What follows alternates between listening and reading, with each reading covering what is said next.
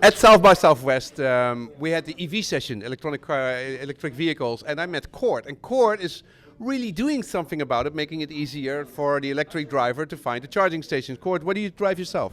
I drive a bicycle, actually. Oh, he could live in Holland, no problem. Okay, Cord. Now, what kind of websites have you created for the electric driver? Thanks for asking. Over the years, as I've learned more and more about electric vehicles and clean technology and researched it on my own, I've decided to start blogging. So I have a couple of websites, one of which is evauthority.com.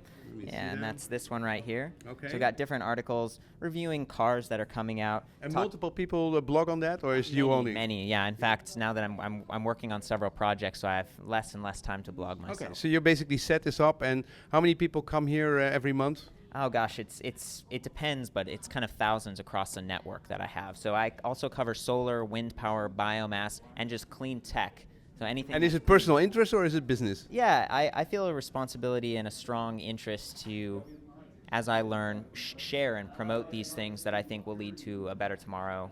But this is not how you make money. You just you have a normal job. There are some ads on here, Yeah. and that helps to pay for hosting and things like that. But yes, okay. I'm a product manager, so I do have a normal job. I also program a little bit. So just down here in Austin at the tech scene, you know.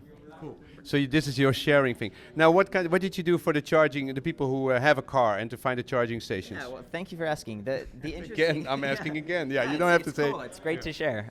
So I had an article at one point that talked about charging stations, and I manually just listed a bunch out in San Francisco where I was living. And at some point I realized, wow, this is getting a lot of traffic. I should make a whole site about this. So I did. It's called carstations.com. And when you go there, you can actually add a station yourself, or you can see what other people have added. You can add a picture. You can update the details of a station. You can see whether a station's not running anymore. All of these different details, which are really important for addressing range anxiety for people who are thinking about getting a car. And so you're using the crowd to basically get all this information. And how many drivers come to? And do you have a mobile site actually? We do, yeah. We actually, so the site itself is not mobile optimized, but we do have an Android and iOS app.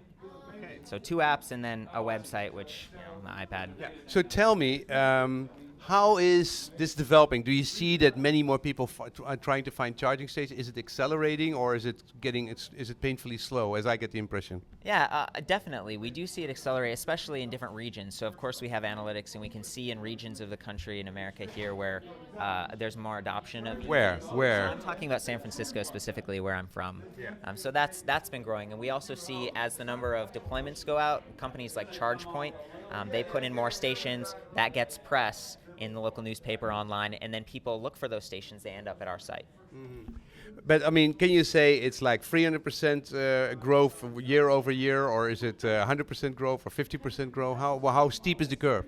Well, we did see a mass adoption of our apps as soon as we put those out there. So people have switched over to that, and we're working on analytics there. So, you have 5,000 people in your app, or 2,000? How many? I can't say.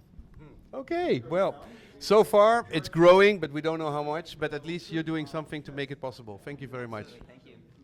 Why can't you say how many people? This is a non-profit site, so why do you care if it's 5,000 people or 1,000 people? Well, I sold the site, so I'm a 10%.